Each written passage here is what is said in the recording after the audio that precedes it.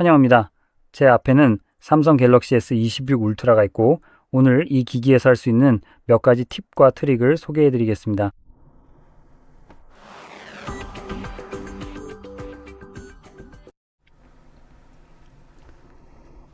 그래서 먼저 시간을 아끼기 위해 간단히 말씀드리자면 몇 가지는 다소 단순하고 기본적인 것일 수 있으니 미리 알려드리지만 어떤 것들은 여러분이 한 번도 본 적 없는 것일 수도 있습니다. 이건 그냥 제가 삼성에서 일반적으로 사용하는 방식이고 보통은 이게 제 데일리 드라이버이지만 울트라는 아닙니다. 하지만 삼성에는 제가 개인적으로 정말 좋아하는 숨겨진 기능들이 몇 가지 있는데 사람들이 잘 활용하지도 않고 심지어 이야기조차 잘 하지 않는 것들이 있습니다. 그럼 바로 본론으로 들어가서 좀 더 흥미로운 것부터 시작해 보겠습니다.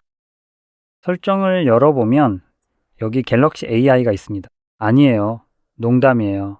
쓸데없는 AI 얘기는 안 할 거고 그 아래에 있는 걸 이야기할 겁니다. 모드와 루틴, 이건 AI가 아니에요. 저한테는 그 자체로 이미 좋은 점입니다. 그래서 루틴에서는 특정 조건에서 특정 동작을 실행하는 루틴을 선택할 수 있습니다. 사실 이 기능만 놓고 보면 이 폰을 쓸 때 엄청 대단하거나 엄청 다양하다고 할 수는 없어요. 하지만 예를 들어 삼성의 스마트홈 뭐더라? 그걸 사용하면요. 그거 이름이 뭐였죠? 잠깐만요. 스마트싱스. 맞아요. 그거였네요.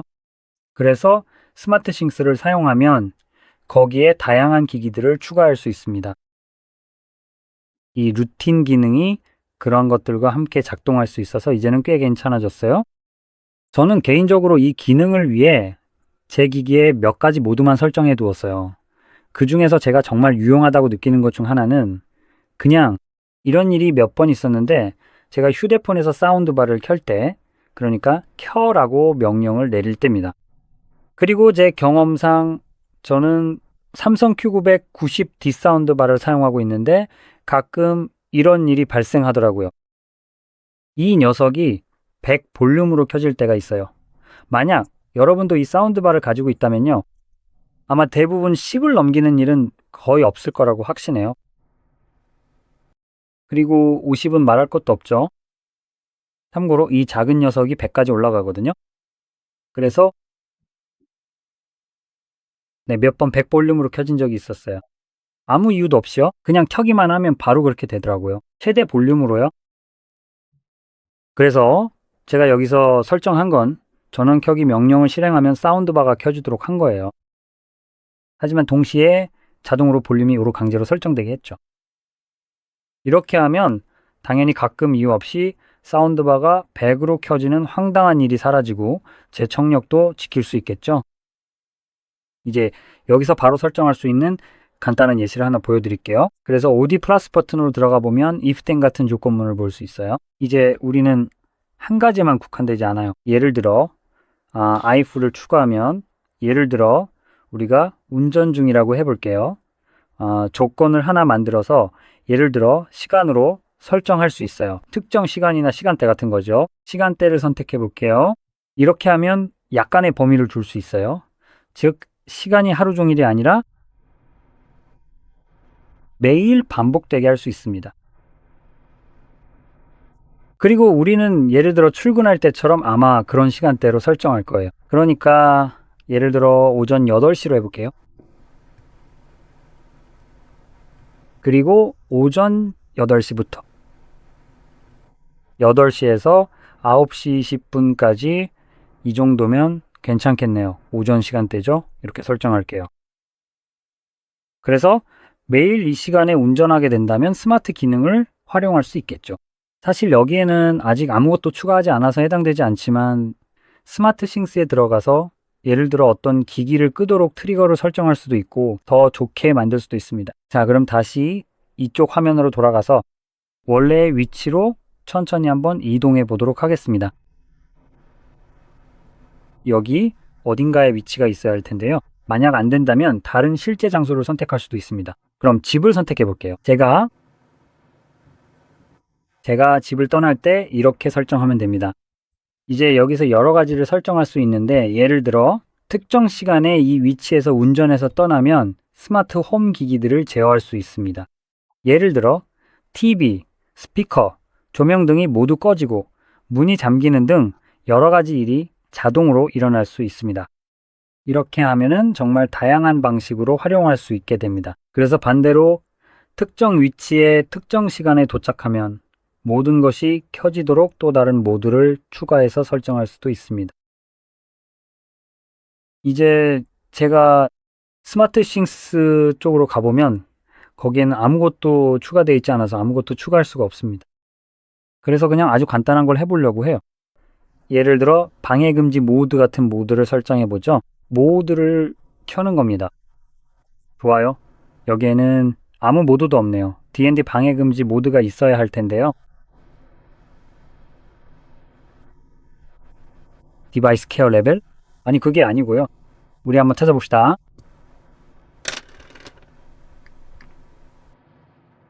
찾았다. 방해금지 모드 켜기. 됐다. 저장. 이제 원하는 이름으로 저장할 수 있습니다. 저장하세요. 심지어 사용자 지정 아이콘도 추가할 수 있고 이제 준비가 끝났습니다. 그래서 여기 있는 모든 조건을 충족하면 방해금지 모드가 켜집니다. 이제 이건 아주 간단하지만 말씀드렸듯이 더 나은 활용 사례는 스마트홈 최적화에 있습니다. 휴대폰이 맞죠? 저는 사실 한 번도 깊게 살펴본 적은 없지만 아주 자세한 자동화 기능을 찾은 적은 없었어요. 이런 자동화는 SmartThings 애플리케이션 자체에서는 본 적이 없습니다. 그래서 이런 기능을 사용하려면 실제로 삼성 휴대폰이 필요해 보입니다. 그리고 거기서 설정할 수 있는 것들이 정말 많다는 걸 볼 수 있습니다. 이 모든 기능을 동시에 실행할 수 있습니다. 원한다면 이 기능들을 켜거나 끌 수도 있습니다. 정말 멋진 기능이에요. 한 번만 설정해두면 그냥 잊고 있어도 알아서 작동하기 시작합니다. 그리고 솔직히 말해서 처음에는 꽤 괜찮다고 인정해야겠어요. 스마트 홈을 위해 여러 가지를 미리 세팅해둬야 해서 처음에는 조금 부담스러울 수도 있습니다. 하지만 한 번만 해두면 정말 훌륭합니다. 이제 다음 순서인 사운드와 진동 설정 부분으로 천천히 넘어가 보도록 하겠습니다. 여기에서 확인해 볼 한 가지 옵션이 더 남아 있는데요. 설명을 돕기 위해서 제가 준비한 소품을 잠시만 꺼내서 직접 보여드리도록 할게요. 여기 맨 아래에 보면 음질 및 효과가 있습니다. 그리고 요청하는 대로 모두 허용해 줄 거예요. 여기에는 꽤 괜찮은 옵션들이 있습니다. 첫 번째는 돌비 애트모스입니다. 이 기능을 활성화할 수 있습니다. 사실 저도 잘 모릅니다. 이게 돌비 애트모스를 사용하는 기기에서 나오는 모든 종류의 소리에 적용되는지는 확실하지 않아요. 가짜 돌비 애트모스 말이죠. 솔직히 말해서요. 왜냐하면 헤드폰이나 이어버드를 사용한다면 결국 대부분은 좌우 두 채널만 있거든요.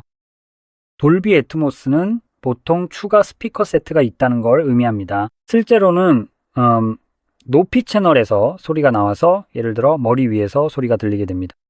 또는 삼성의 Q990D 같은 사운드바의 경우 위성 스피커와 사운드바 자체에 추가적인 높이 채널이 있습니다. 이런 채널들은 소리를 천장에 쏘아서 반사시키거나 천장에 투사해서 아래로 반사시키려고 하는데 여기서는 그런 게 사실상 없습니다. 그러니까 이건 그냥 휴대폰이잖아요. 실제로 이 아래쪽에 스피커가 하나 있고 여기 이 작은 틈에서 소리가 나옵니다. 이어버드는 정말로 왼쪽과 오른쪽밖에 없으니까 그런 효과는 사라지게 되죠. 그래서 아마도 이 소리를 약간 속여서 좀 더 넓게 들리는 느낌을 주려고 하는 것 같아요. 소리의 가상화에 관해서라면 좋은 이어버드 같은 걸 사용하면 실제로 뭔가가 재생될 때 일반적으로 꽤 괜찮게 들리긴 합니다. 예를 들어 소리가 사방에서 들리는 것처럼 느껴질 수 있잖아요. 그렇죠? 그래서 이 기능은 기본적으로 그런 효과를 내려고 하는데 돌비 애트모스를 사용합니다. 추가로 여기에는 이퀄라이저도 있는데 보통 이게 특별한 건 아니지만 시스템 전체에 적용할 수 있는 이퀄라이저가 있는 기기는 다른 데서 본 적이 없는 것 같아요. 그리고 만약 이어버드 같은 걸 가지고 있다면 예를 들어 이건 버즈2 일반 2인데 2 프로도 마찬가지예요. 저도 같은 설정을 가지고 있고 이 설정을 보여드리기 위해서 휴대폰을 꺼내야 할 것 같아요. 이걸 위해서 블루투스 상세 정보로 들어가 볼게요. 그리고 이렇게 바로 불러올 수 있습니다. 이걸 열면 자동으로 연결될 거예요. 자, 빨리빨리 됐네요. 자, 연결됐어요. 지금 바로 설정에 들어가면 여기서 기본 정보도 볼 수 있고 노이즈 캔슬링을 활성화하는 등 여러 가지를 할 수 있어요. 하지만 아래로 스크롤하면 음질 및 효과가 있습니다. 그리고 여기에는 이퀄라이저도 있어요. 여기 이퀄라이저를 보면 옵션이 6가지 있다는 걸 알 수 있어요. 하지만 사용자 지정은 없어요. 이게 좀 웃긴 점인데 여기서 우리가 보고 있는 건 이어버드 자체의 설정이에요. 그리고 이어버드 종류에 따라 여기서 선택할 수 있는 옵션이 달라집니다. 예를 들어 제가 직접 테스트 해봤기 때문에 확실히 아는데 Buds 3 Pro에는 사용자 지정 옵션이 있어요. 이걸 굳이 언급하는 이유는 사실상 휴대폰이 지금 이 이어버드에는 설정의 사용자 지정 모드가 없어서 여기 있는 6가지 중에서만 선택할 수 있어요. 왜냐하면 제가 이 설정에서 소리 및 진동에 들어가서 여기 이퀄라이저로 들어가면 제 폰에서 사용자 지정 모드를 보여주려고 했던 것처럼요. 설정으로 한번 들어가 볼게요. 다시 말해서 소리 및 진동에 들어가서 음질 이퀄라이저로 들어가면요. 여기에도 사용자 지정 모드가 있고 이 사용자 지정 모드는 기본적으로 그 옵션이 없는 이어버드에도 적용돼요. 그래서 만약 소리를 본인 취향에 맞게 조정하고 싶다면 여기서 확인해 볼 수 있는 꽤 괜찮은 기능이에요. 이제 이어버드 얘기를 계속하자면 사용하고 있는 이어버드의 품질에 따라 다를 수 있어요. 삼성 제품이 아닐 수도 있고 저렴한 샤오미 제품 같은 걸 쓸 수도 있죠. 또는 팀원 중 누군가는 삼성 제품을 가지고 있을 수도 있죠. 사실 그건 별로 중요하지 않고 중요한 건 제가 여기서 말하려는 품질이에요. 이어버드에 따라 다를 수 있습니다. 예를 들어 어떤 이어버드는 저음이 강조되거나 또는 중립적으로 튜닝되어 있을 수 있어요. 누가 튜닝했느냐에 따라 다르죠. 기본적으로 그러니까 튜닝된 거죠. 이 이어버드들은요. 각자 고유의 시그니처 사운드를 가지고 있는 경우가 많아요. 이렇게 표현해 볼게요. 이 시그니처 사운드가 항상 최고라는 건 아니에요. 저는 저음이 강조된 사운드가 나쁘다고 말하려는 게 아니에요. 저도 정말 좋아하지만 여기서 말씀드리고 싶은 건 예를 들어 저가형 이어버드들이 저음을 더 강조하는 경우가 있다는 거예요. 그런 분들을 위해서요. 그렇죠? 이런 경우에는 다른 부분, 예를 들어 중음이나 고음 같은 것들이 희생되는 경향이 있습니다. 여러분이 할 수 있는 건 적응형 사운드 옵션에 들어가는 거예요. 이걸 허용할 거고 제가 토글을 켤게요. 그러면 여기 몇 가지 옵션이 나옵니다. 이 옵션들은 기본적으로 모든 사람을 위해 만들어진 거예요. 실제로는 다양한 연령대에 맞춰져 있고 그 연령대에서는 어느 정도 청력 손실이 생기게 됩니다. 물론 나이가 들수록 그 정도가 더 심해지죠. 그래서 이런 점을 고려해서 여기 이런 옵션들이 있는 거예요. 이 옵션들은 괜찮아요? 저한테는 아주 미세한 차이만 느껴져서 사실 큰 차이를 잘 못 느끼겠어요. 제가 말씀드릴 수 있는 건 테스트해보면 그렇다는 거예요.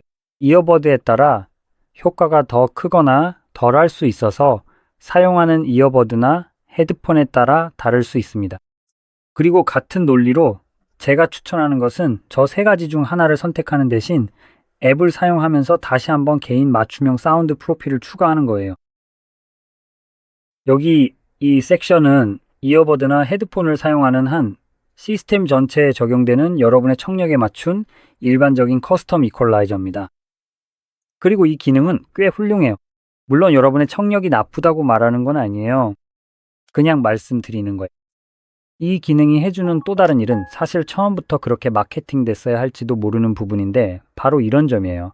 즉, 이 기능은 잠재적으로 여러분이 사용하는 이어버드의 특정 사운드 튜닝에서 부족한 부분을 보완해 줄 수 있습니다. 예를 들어 저음이 강조된 이어버드를 사용해서 다른 부분이 희생된다면요. 예를 들어 고음이 부족하다면 여기서 설정 과정을 거치면 됩니다. 왼쪽이나 오른쪽 이어버드에서 희미한 소리가 재생되기 시작할 거예요. 여러분이 해야 할 일은 그 소리가 들리는지 선택하는 것 뿐입니다. 예를 들어 고음에 해당하는 어떤 주파수가 재생되는데 여러분의 이어버드가 좀 별로라면 이 주파수에서는 소리가 잘 안 들릴 수 있고 그래서 들리지 않는다고 선택하게 될 거예요. 그럼 기기는 그 부분을 보완하기 위해 해당 주파수를 증폭시켜서 이어버드의 단점을 메워주려고 할 거야. 이렇게 하면은 기본적으로 여러분의 이어버드 자체의 부족한 부분을 보완해주는 맞춤형 이퀄라이저가 만들어지는 셈이죠. 심지어 여러분의 청력 손실까지도 아니고요. 이게 제 생각엔 꽤 괜찮은 기능이라서 꼭 한번 써보시길 추천드려요. 그리고 전반적으로 이 기능이 바꿔주는 소리가 마음에 들어요. 보통은 소리가 좀 더 개방적이고 공기감이 느껴진다고 할까요? 어떻게 설명해야 할지 모르겠네요. 그래서 그런지 제 개인적인 취향에 아주 딱 맞는 소리와도 정말이지 조화롭게 잘 어울리는 것 같다는 생각이 드네요. 어쨌든 간에 이제 다음 순서로 한번 넘어가 보도록 하겠습니다. 우리가 원하던 이걸 최대한 빨리 한번 찾아보도록 합시다. 도대체 어디에 숨어 있는 걸까요? 제 눈에는 지금 전혀 보이지가 않는데 여러분은 혹시 보이시나요? 지금 바로 디스플레이로 넘어갈 수 있겠네요. 여기에는 맨 위에 라이트 모드와 다크 모드가 있어요. 이제 설정으로 넘어가려는 것 같네요. 예를 들어 예약 켜기 같은 기능이 있습니다. 이제 두 가지 옵션이 있는데 일몰부터 일출까지 예약하거나 사용자 지정으로 설정할 수 있습니다. 안타깝게도 삼성은 소프트웨어 부분에서 아직 조금 부족한 점이 있어요. 비록 원 UI가 엄청나게 좋다고는 하지만요. 샤오미가 했던 것처럼 옵션을 묶어서 그런 기능을 제공해 줬으면 좋겠어요. 특정 앱에만 다크, 모드나 라이트 모드가 적용되게 할 수 있으면 좋겠다는 거죠. 반대로도 마찬가지고요. 하지만 여기서는 전체를 라이트 모드에서 다크 모드로 전환하는 것만 선택할 수 있습니다. 저는 이 옵션이 마음에 들어요. 예를 들어 밤에 일어나서 휴대폰을 확인할 때가 있잖아요. 그냥 시간을 확인하거나 뭐 그런 거죠. 이제는 기기 화면에 갑자기 눈이 부시지 않아서 항상 좋은 것 같아요. 그래서 다크 모드로 해두면 좀 더 도움이 되죠. 그리고 당연히 자동으로 그 모드로 전환되는 게 참 편리하죠. 물론 원한다면 다크 모드를 항상 적용해 둘 수도 있습니다. 이제 전환하든 안 하든 말이죠. 하지만 더 아래로 내려가 보면 프라이버시 디스플레이가 있습니다. 여기서 프라이버시 디스플레이 설정을 할 수 있어요. 사실 위아래로도 작동한다는 걸 몰랐는데 이게 실제보다 좀 더 나은 것 같아요. 프라이버시 같은 거죠. 강화유리, 제 생각에 프라이버시 강화유리는 옆에서만 효과가 있는 것 같아요. 어쨌든 여기서 이 기능을 켤 수 있습니다. 그리고 여기 제가 직접 추가한 토글도 있어요. 아마 기본적으로 이 안 어딘가에 추가되어 있을 테니 참고하세요. 이게 한 가지고요. 그리고 켜는 조건도 있어서 앱별로 설정할 수도 있습니다. 예를 들어 계산기에서 이 기능을 쓰고 싶다고 해볼게요. 그냥 해보죠. 왜 안 되겠어요? 자, 이제 켜질 거예요. 지금 바로 휴대폰을 들어서 각도를 바꿔보고 계산기를 찾아볼게요. 여기 있네요. 이제 계산기를 열어볼게요. 그리고 거의 완전히 사라진 것 같죠? 보세요. 여기 있는데 닫으면 다시 정상으로 돌아오는 걸 볼 수 있어요. 이렇게 해서 앱별로 프라이버시 디스플레이를 설정할 수 있습니다. 그리고 이렇게 하면 아마도 해당 애플리케이션의 알림에도 자동으로 영향을 줄 수 있을 거예요. 아, 사실 여기 있네요. 알림 팝업도 여기서 바로 설정할 수 있습니다. 그래서 여기서 알림을 받으면 아마 트레일러에서 이걸 본 적이 있을 거예요. 이렇게 하면 여기 나타나는 특정 알림만 차단되고 나머지는 모두 정상적으로 보일 거예요. 그리고 이건 꽤 멋진 기능이에요. 프라이버시 강화유리처럼 프라이버시를 위해 설계된 강화유리를 사용하면 얻을 수 있는 기능이죠. 하지만 이제 이 기능이 내장되어 있다는 게 참 좋네요. 한 가지 말씀드리고 싶은 점이 있는데 이건 팁이나 그런 건 아니고 그냥 정보 차원이에요. 이 기능을 사용하면 약간의 반사 방지 코팅, 그러니까 아니면 반사 방지 코팅을 조금 희생해야 할 수도 있습니다. 죄송해요. 그건 프라이버시 디스플레이가 적용된 화면에 표시된다는 의미였어요. 그래서 새로운 기능을 얻긴 하지만 이전 기능이 약간 저하된 부분도 있어요. 오해하지 마세요. 그래도 예를 들어 S26 플러스나 일반 모델보다는 여전히 더 낫습니다. 이 모델들은 어떤 종류의 반사 방지 코팅도 전혀 없거든요. S26도 마찬가지인 것 같아요. 참고로 실제로는 반사 방지 코팅이 없기 때문에 그렇게 보이지는 않네요. 그 모델들은 프라이버시 디스플레이도 없고 심지어 카메라도 다릅니다. 아니, 죄송해요. 이런 사소한 부분까지 갈 것도 없이 그 모델들은 같은 프로세서조차 사용하지 않아요. 정말 놀라운 S26이죠. 맞지 않나요? 이제 여기서 좀 더 내려가 보면 모션 부드러움 같은 기능들이 있어요. 여기서는 간단하게 말씀드릴게요. 이 둘의 차이를 잘 못 느끼는 분들은 움직임에서 차이를 잘 모르겠다면 표준 모드로 전환하세요. 만약 차이를 느낄 수 있다면 지금은 어댑티브로 유지하세요. 선택하고 적용을 누른 다음 다시 확인하고 여기로 돌아와서 다시 이 옵션을 선택하고 또 확인하세요. 저는 차이를 확실히 느낄 수 있고 부드러운 움직임이 정말 마음에 들어요. 모든 것이 정말 부드럽고 매끄럽게 보여요. 그래서 저는 이 옵션을 선택하는 걸 좋아합니다. 하지만 말씀드린 것처럼 차이를 못 느끼신다면 표준 옵션을 선택하세요. 그리고 다시 한번 말씀드리고 싶은 건 삼성이 예전에 놓쳤던 부분을 이제라도 제대로 챙긴다면 좋겠다는 점입니다. 그리고 샤오미 같은 경쟁사들이 추가한 것처럼 추가 옵션을 넣어준다면 정말 좋을 것 같아요. 그렇게 되면 여러분도 그와 같은 옵션으로 전환할 수 있게 될 겁니다. 어댑터가 지원하는 120프레임처럼 더 높은 주사율로 실행할 수 있는 커스텀 모드가 추가된다면 정말 좋을 것 같아요.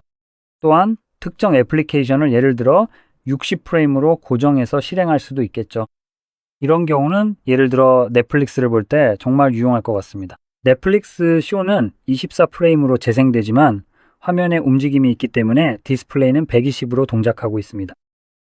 지금 보고 있는 콘텐츠보다 5배 빠르게 실행될 필요는 없잖아요. 사실 그건 좀 역효과죠. 심지어 60프레임도 실제 콘텐츠 재생 프레임의 2배가 넘는 수준이에요. 그래서 이런 기능이 있으면 선택의 폭이 조금 더 넓어졌을 거예요. 이건 그냥 바람이지만 삼성에서 이런 기능을 추가해 줬으면 좋겠어요. 결국 원 UI가 정말 훌륭하긴 한데 지금 이 시점에서는 MIUI에 밀리고 있다고 생각하거든요. 그러니까 삼성이 놓쳤던 부분을 다시 챙겨서 이 기능도 꼭 구현해 주길 바랍니다. 정말 간단한 작은 변화일 뿐이거든요. 이 기능이 추가되길 바라면서 우리 모두 기대해 봅시다. 그리고 추가적으로 적응형 색온도 온도 톤 기능이 있습니다. 이건 기본적으로 카메라를 활용하는 거예요. 주변 조명이 어떤지 확인해서 디스플레이 색감을 그 조명에 맞추는 거죠. 제 경우에는 화면이 약간 더 따뜻한 톤, 그러니까 노란색이나 붉은색 계열로 변하더라고요. 왜냐하면 이 주변의 장면을 밝히기 위해 따뜻한 조명을 몇 개 켜놨거든요. 그리고 그 위에 화면 모드로 들어가면 생생함과 자연스러움 중에서 선택할 수 있습니다. 그리고 바로 여기 이 슬라이더도 있는데 지금은 사용할 수 없어요. 왜 그런지 잠깐만 확인해 볼게요. 네, 적응형 톤이 활성화되어 있기 때문입니다. 여기서 꺼버리면 와, 갑자기 파란색으로 확 바뀌네요. 이제 제가 직접 조절할 수 있는 걸 볼 수 있습니다. 이게 영상에서 얼마나 잘 보일지는 모르겠지만 여기서의 변화는 확실히 눈에 띕니다.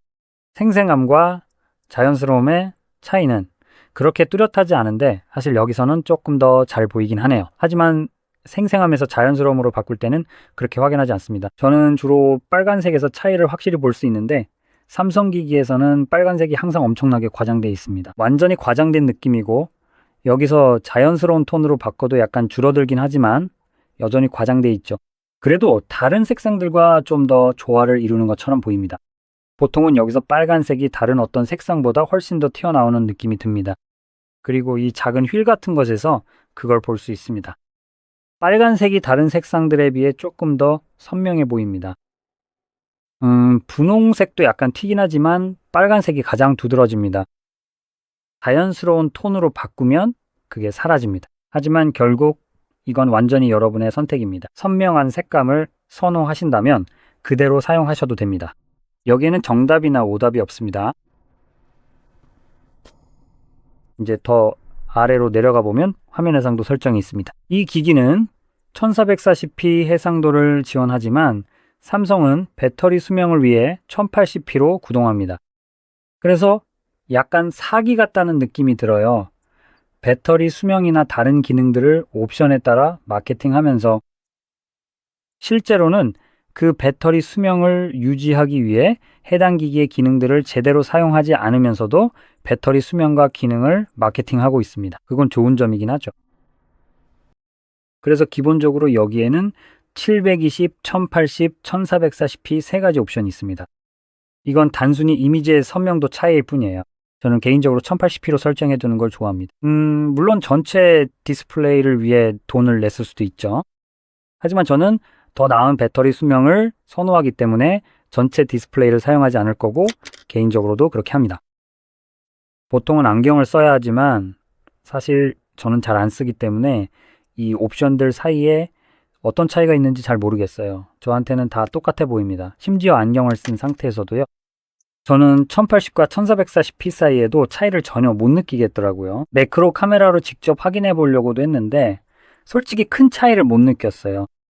그래서 솔직히 말씀드리면 대부분의 경우에는 1080p로 사용하는 걸 추천드릴 것 같아요. 하지만 본인이 돈 주고 산 기능을 최대한 활용하고 싶으시다면 1440p로 설정하셔도 됩니다. 다만 배터리 수명이 예전보다 조금 줄어들 수 있다는 점은 알아두세요.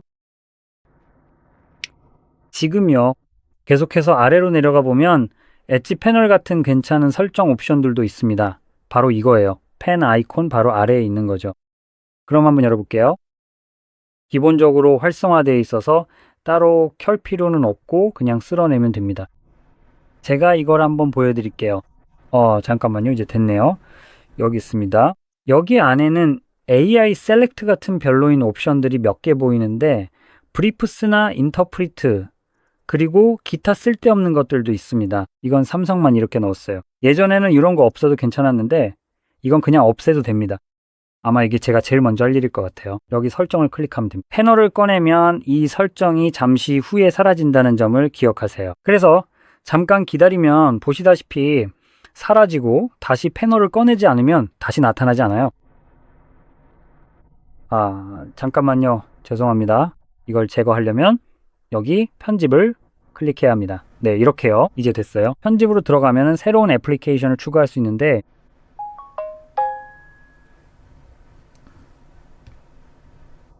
여기를 클릭해 볼게요. 그러면 다양한 옵션들이 있는 걸 볼 수 있습니다. 그래서 저는 그냥 뿅뿅뿅뿅 하고 이걸 화면에서 다 치울게요. 이제 준비가 다 됐어요. 여기서 이제 여러 가지를 추가할 수 있습니다. 뿅! 그리고 다시 돌아갈 수 있어요. 그래서 보면 이제 다양한 애플리케이션 목록이 꽤 많아졌네요. 아마도 전체 애플리케이션 라이브러리를 여기에 다 넣고 싶진 않을 거예요. 사실 그렇게 할 수도 없을 것 같긴 한데 어쨌든 이 목록은 꽤 방대해질 수 있습니다. 하지만 저는 여기서 가끔 다른 앱 위에 띄워서 열고 싶은 애플리케이션들을 사용할 거예요. 이게 제가 이 기능을 주로 사용하는 이유이기도 하거든요. 하지만 이 기능을 사용하면 애플리케이션을 빠르게 분할 화면으로 띄울 수도 있어요. 예를 들어 설정과 계산기를 분할 화면으로 띄우고 싶다고 해볼게요. 이걸 길게 눌러볼게요. 이렇게 하면 이 패널에서 앱을 끌어낼 수 있고 여기다 놓으면 어떻게 되는지 볼 수 있어요. 이렇게 하면 팝업 뷰로 열립니다. 그냥 클릭만 해도 이 모드로 열 수 있어요. 그래서 사실 그렇게 대단한 기능은 아니지만 위쪽으로 옮기면 화면 상단이나 하단에서 분할 화면으로 전환됩니다. 그리고 추가로 할 수 있는 게 흥미롭네요.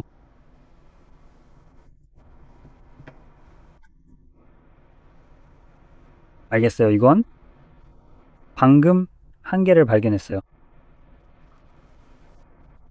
이걸 한번 보여드릴게요. 그래서 다시 이걸 끌어낼 거예요. 이걸 이쪽으로 옮길게요. 멈춰. 알다시피 이렇게 길게 눌러볼게요. 지금 죄송한데 약간 각도가 아니라 조금 다르게 보일 수도 있어요. 하지만 제가 보여드릴 게 있으니 곧 이해가 되실 거예요. 그래서 다시 한번 이걸 끌어낼게요.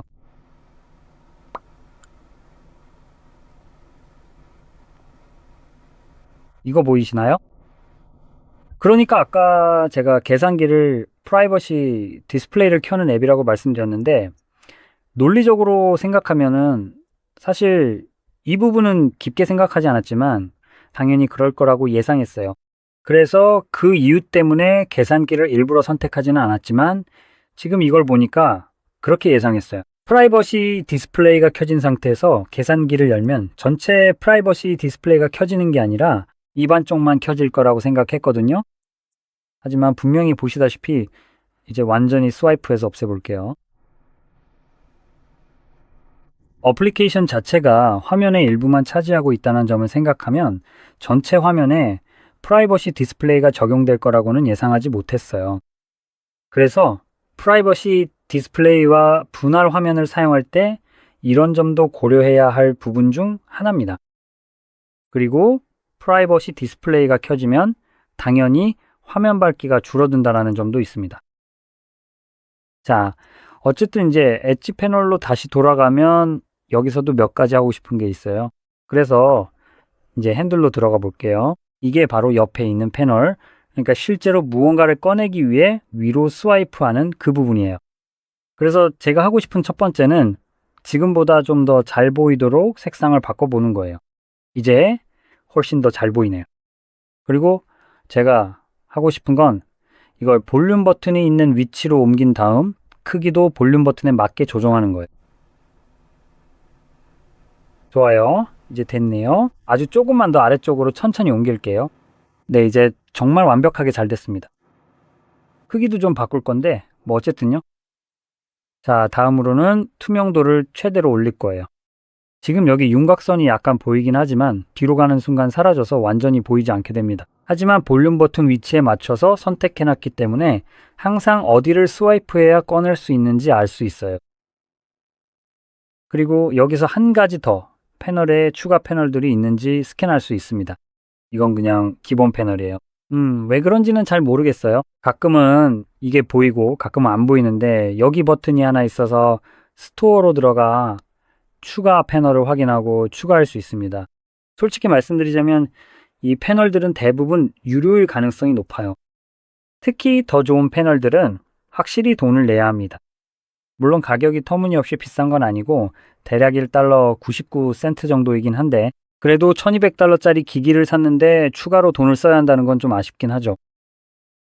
하지만 만약 이 기기의 사용성을 크게 높여줄 만한 게 있다고 느낀다면 1달러 99센트 정도를 쓰는 게 큰 부담이 되진 않을 거라고 생각해요. 그리고 정말 유용하게 쓸 수 있다면 왜 안 하겠어요? 자, 이제 다음으로 내비게이션 바로 넘어가 볼게요. 이 부분은 잠깐만 짚고 넘어갈게요. 곧 다시 돌아올 거거든요. 여기로 들어가면은 버튼과 제스처 중에서 선택할 수 있습니다. 여기 버튼이 있고 뒤로 가기와 최근 앱 위치를 바꿀 수 있는 추가 옵션도 있어요. 그리고 제스처는 감도 조절과 S펜에서 제스처를 차단하는 기능을 제공합니다. 그래서 S펜에서 제스처를 차단하고 싶으면 그렇게 할 수 있어요. 저는 개인적으로 그렇게 하지 않는 걸 선호해요. 어쨌든 이제 그렇게 할 수 있습니다. 또한 이전에 삼성 제품을 사용해 보셨다면 여기서 몇 가지 기능이 빠진 걸 눈치채셨을 수도 있어요. 예전에는 더 많은 옵션이 있었거든요.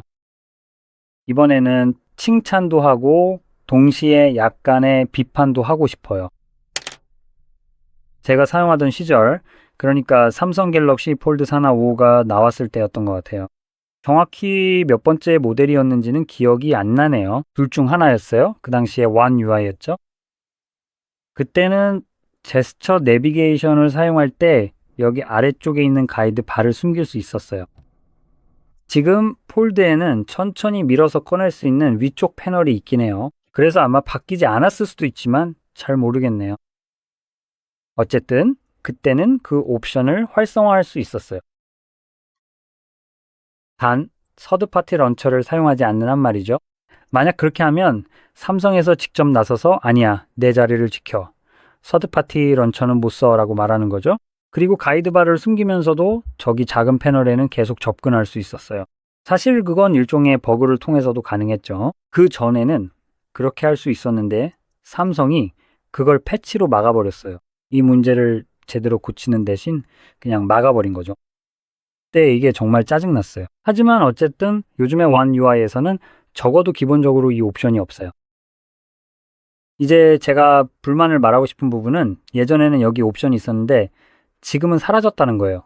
근데 그게 진짜 불만의 핵심은 아니에요. 진짜 문제는 삼성이 이걸 사용자에게 숨겨버리고 이 기능에 접근하려면 삼성 계정을 사용하도록 강제했다는 거죠. 그래, 고마워 삼성아. 그냥 니네나 잘하시지? 그래서 그들은 이걸 제거했어요. 참고로 이건 전형적인 안드로이드 기능이거든요. 제가 알기로는 대부분의 폰에 이 기능이 있어요. 그러니까 그들은 일부러 이 기능을 없애고 사용자가 갤럭시 스토어를 사용하도록 강제한 거죠. 그리고 그 스토어를 쓰려면 계정에 로그인해야 해요. 이건 정말 사기 같은 행동처럼 보여요. 하지만 어쨌든 그 점을 염두에 두고 우리가 그 스토어에 들어가면 다행히 저는 로그인 되어 있네요. 우리는 검색할 수 있어요. 자, 됐네요. 행운을 빌어요. 이미 됐네요. 고마워요. 이미 검색했고 사실 여기 이미 다운로드 되어 있어서 굳이 다시 할 필요는 없지만 여러분은 이걸 다운로드 하면 돼요. 그래서 저는 그냥 클릭해서 열어볼게요. 여기 안에 제가 개인적으로 좋아하는 게 두 가지 있는데 첫 번째는 납스타이고 이걸 다운로드 할 거예요. 그리고 두 번째는 퀵스타입니다. 이 두 가지 모두 기기에 추가적인 기능을 더해줍니다. 대부분의 다른 안드로이드 기기에는 기본적으로 들어가 있고 쓸데없는 서드파티 앱이나 삼성 계정이 필요하지 않은 기능이죠. 솔직히 말해서요, 이렇게 추가할 수 있는 옵션이 있다는 건 좋지만 사실 이런 옵션들은 원래 설정에 기본으로 들어가 있어야 했어요. 어떤 식으로든 알잖아요. 삼성이 미끼를 던지는 것 없이요. 그래서 저는 납스타부터 시작할게요. 이 기능은 참고로 켜면 내비게이션을 사용자 맞춤 설정할 수 있게 해줍니다. 버튼, 바 등등이요. 이제 버튼을 쓰는지 제스처를 쓰는지에 따라 이 섹션이 실제로 달라집니다. 여기로 들어가면 버튼을 사용하는 경우 이 부분이 바뀌니까 여기로 이동하세요. 여러분이 어떤 방식을 사용하든 저는 제스처 관점에서 이 부분을 다뤄볼 건데 옵션이 꽤 다양하다고 생각해서입니다. 그래서 첫 번째로 투명 힌트 기능을 사용할 수 있는데 이제는 더 이상 아무런 효과가 없습니다. 참고로 말씀드려요. 그냥 모든 게 아래로 이동하는 것처럼 보이고 텍스트가 아래로 내려가는 걸 볼 수 있습니다. 이제 예전에 안드로이드에서 텍스트가 아래로 내려갔던 이유는 다른 걸 열어보면 알 수 있습니다. 그냥 설정으로 들어가 볼게요. 그게 괜찮았을 것 같네요. 좋아요. 지금은 좀 보여드리기 어려운데 아마 브라우저가 더 나을 것 같아요. 브라우저로 보시죠. 여기서 실제로 확인 가능합니다. 그러니까 스크롤을 해볼게요. 네, 이렇게요. 그래서 시도해보면 지금 바로 아래쪽 바가 있는 곳을 볼 수 있습니다. 텍스트가 잘려나가고 있습니다. 제가 이걸 빠르게 보여드릴 수 있어요. 갤러리로 들어가서 보여드릴게요. 여기서 확실히 볼 수 있습니다. 여기에 바가 있습니다. 실제 내비게이션 바가 위치한 곳인데 이게 화면 일부를 가리고 있는 걸 아마 보실 수 있을 거예요. 여기 이 작은 버튼이 있을 때 바로 여기에서 잘려나가고 있는데 이게 실제로 이 핸들이 있는 부분입니다. 그래서 우리가 다시 내비게이션으로 돌아가면 바로 여기에서요. 이걸 숨기고 다시 설정으로 가거나 설정에서 브라우저로 가면 이제 더 이상 이런 현상이 발생하지 않는 걸 볼 수 있습니다. 이제 텍스트가 바를 통과해서 보이고 바에는 더 이상 내비게이션이 없습니다. 더 이상 없습니다. 마치 그 뒤에 어떤 배경이 있어서 무언가를 가리는 것 같았던 게 이제는 없습니다. 그래서 이건 제가 추가로 할 수 있는 한 가지인데 이게 시스템에 큰 영향을 주지 않기 때문입니다. 많은 부분이 그렇죠. 설정에 있는 것들은 약간 흐리게 처리되도록 만들어져 있는데 예를 들어 일반 설정에서 보셨던 것처럼요. 일반 설정이 어디였죠? 바로 여기입니다. 여기서 보시면 점점 사라졌다 나타났다 하는 걸 볼 수 있는데 이제는 이게 더 이상 아무런 영향을 주지 않습니다. 그래서 이 옵션을 조금 덜 유용하게 만들기 위해 One UI에 약간의 커스터마이징이 이루어졌습니다. 하지만 여전히 특정 부분에서는 괜찮고 어떤 상황이든 모든 것을 아래로 이동시킵니다. 그래서 이게 한 가지고 또 다른 것이 있습니다. 아래로 스크롤 해보면요. 여기 바로 뒤로 가기, 제스처 감도 설정이 있는데 이전에도 있었지만 이제는 왼쪽과 오른쪽을 각각 독립적으로 변경할 수 있습니다. 그리고 마지막으로 하나 더 있습니다. 제가 가장 흥미롭게 생각하는 것은 제스처 핸들입니다. 이 핸들을 직접 사용하고 싶다면 커스터마이즈 할 수 있습니다. 자, 이제 저는 예전에는 거의 가장 작은 크기와 가장 낮은 투명도로 사용하곤 했습니다.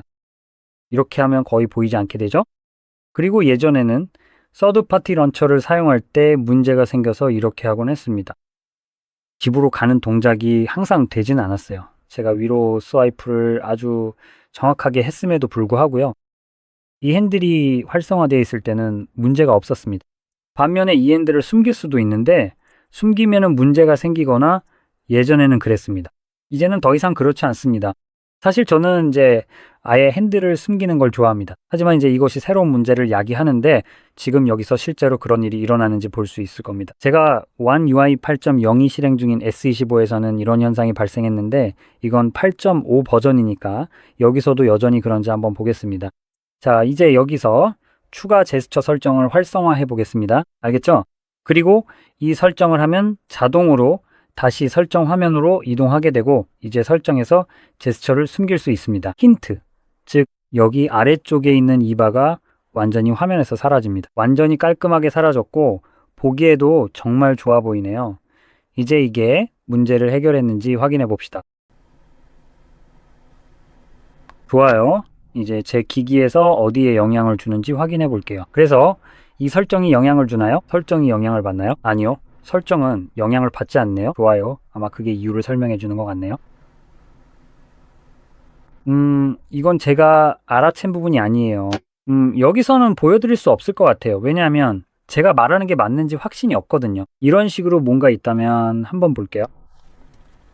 사실 확인할 수 있어야 돼요. 아니요. 여기서는 제대로 작동하는 것 같네요. 그래서 제 기기에서 알아챈 건 이 영역 어딘가를 스와이프할 때 뒤로 가기. 이건 아마도 그 부분에 콘텐츠가 보여서 옆으로 스크롤할 때 그런 걸 수도 있어요. 뒤로 가는 제스처가 활성화되지 않았어요. 그래서 만약 이런 현상을 본다면 이건 하단의 가이드 바를 숨겼기 때문에 발생하는 거라는 걸 알아두세요. 왜 그런지는 저도 모르겠어요. 가이드 바를 보이게 하면 뒤로 가기 제스처가 화면 전체 어디서든 자동으로 작동하기 시작해요. 하지만 가이드 바를 숨기면 무시되는 부분이 생기더라고요. 왜 그런지 저도 모르겠지만 적어도 One UI 8.0에서는 이렇게 동작합니다. 그래서 여기서 이런 일이 발생해서 갑자기 뒤로 가기 제스처가 작동하지 않는다면 보통 그게 원인입니다. 그리고 삼성에게 정말 칭찬하고 싶은 추가적인 점은 사용자들이 멍청하지 않다는 걸 고려했다는 거예요. 가이드 바를 숨겨도 제가 바보가 아니라서 어디에 있었는지 기억한다는 걸 아는 거죠.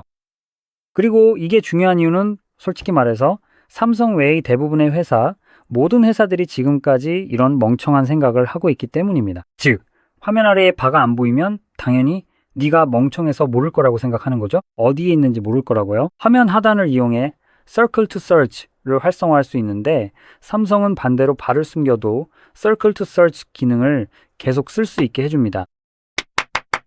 고마워요. 이건 정말 마음에 들어요. 이건 비꼬는 게 아니라 진심으로 하는 말이에요.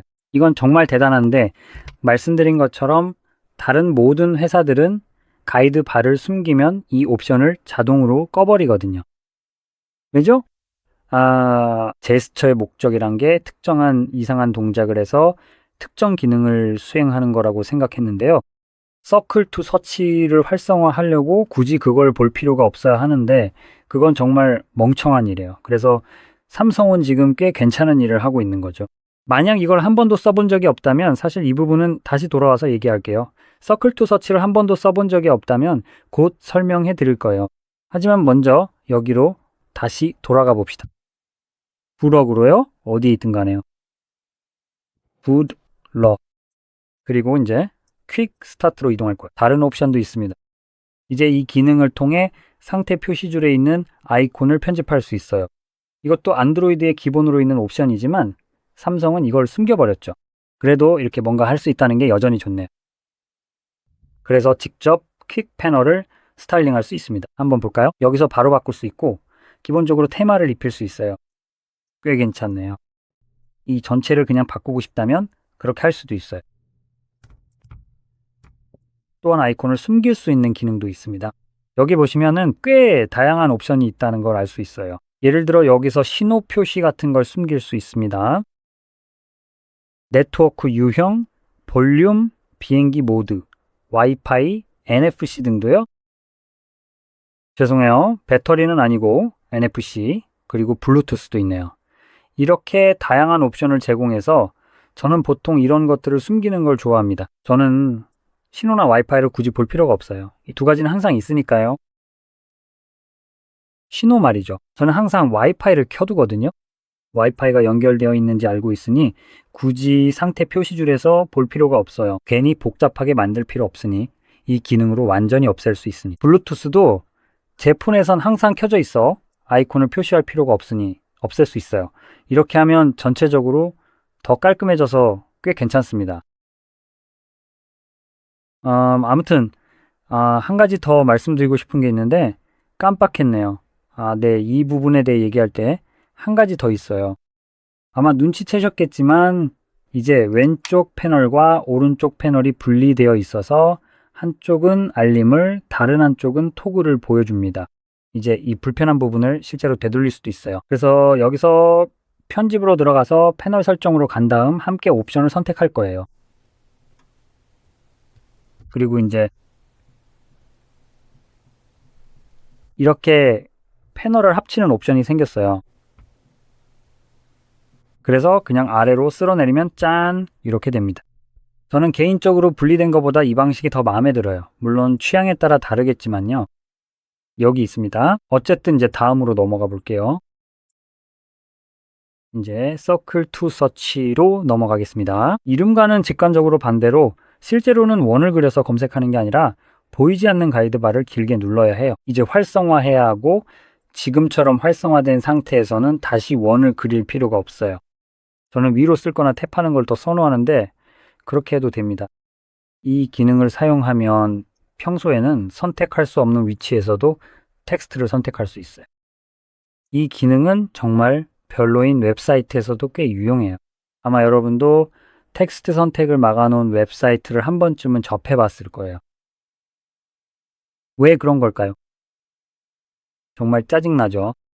그래서 이런 쓰레기 같은 사이트가 있을 때 이 기능을 활성화하고 텍스트를 쓸어주면 됩니다. 복사하면 끝이에요.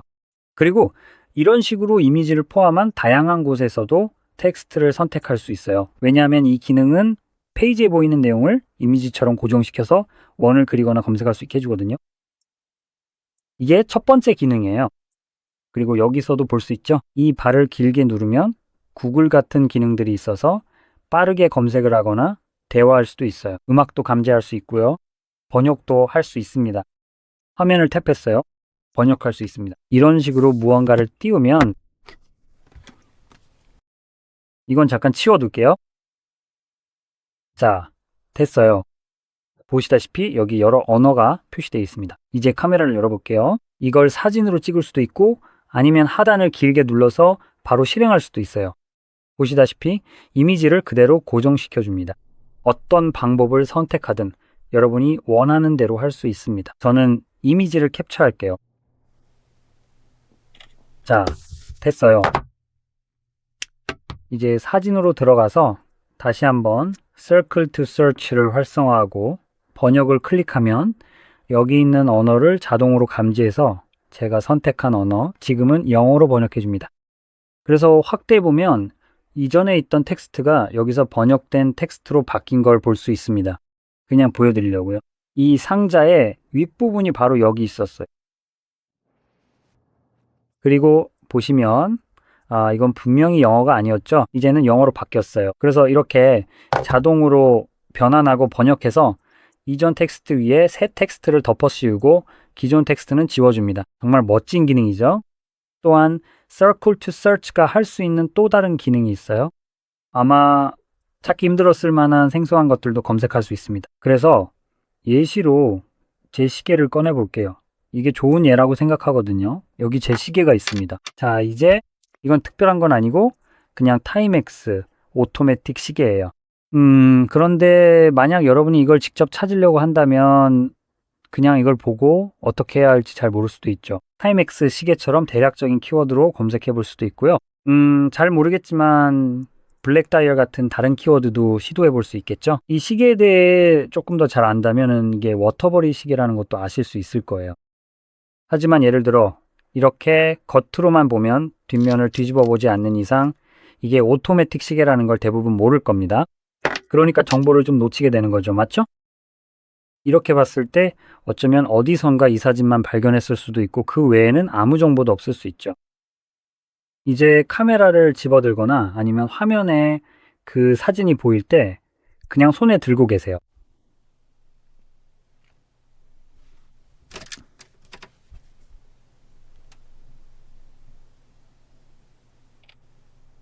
이 카메라는 뭔가 이상한 효과가 있어서 색감이 별로 좋지 않아요.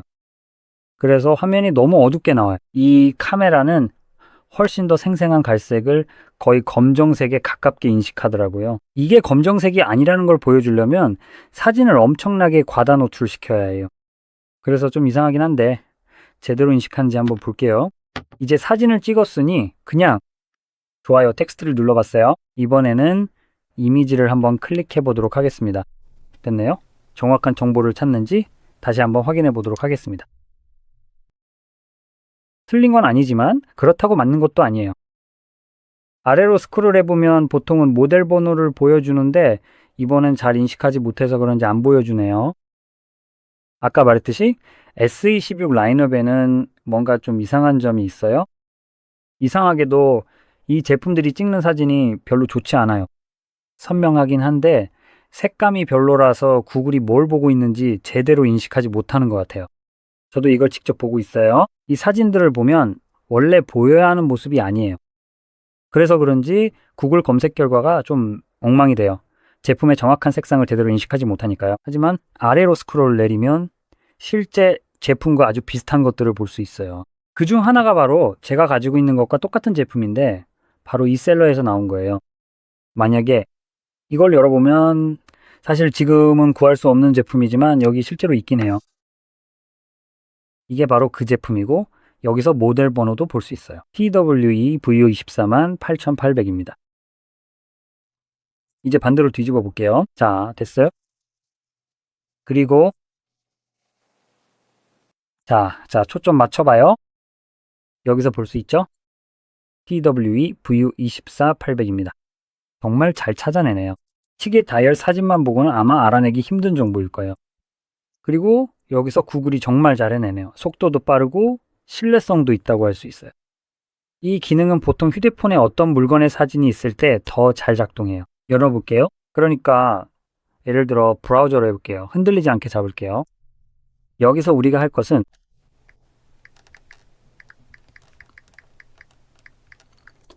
아주 간단한 작업이에요. 이미지로 들어가서 예를 들어 레딧 같은 데서 온 것처럼 보이는 아무 이미지나 찾아볼게요. 이건 아니고 이 정도면 괜찮네요. 조금 더 크게 보려고 클릭해 볼게요. 내가 방금 진짜로 이거 거의 똑같아 보이네요. 기본적으로 같은 것 같아요. 같은 제품인데 그냥 메탈 브레이슬릿이 달린 다른 버전이에요. 그래서 이건 여기 있네요. 다른 번호를 가지고 있어요. 그러니까 800번 대신에 24,900번이에요. 있잖아요. 한번 찾아볼게요. 아마 이걸로요. 여기 있네요. 여기에는 모델 번호가 표시되어 있지 않아서 저는 원을 길게 누를 거예요. 검색하려면 그냥 클릭만 하면 돼요.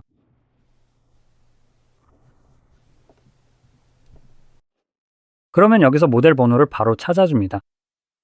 그리고 말씀드렸듯이 이미지가 더 좋을 때 예를 들어 여기처럼 색감이나 노출이 삼성에서 제공하는 것보다 더 나을 때는 이런 것들을 찾기가 정말 쉬워집니다. 자, 이제 이렇게 됐네요. 이걸로 제가 보여드리고 싶었던 것들이 거의 다 끝났습니다. 여러분께 보여드리고 싶었던 내용이에요. 이 영상이 도움이 되셨다면 좋아요와 구독 꼭 눌러주시고 시청해주셔서 감사합니다.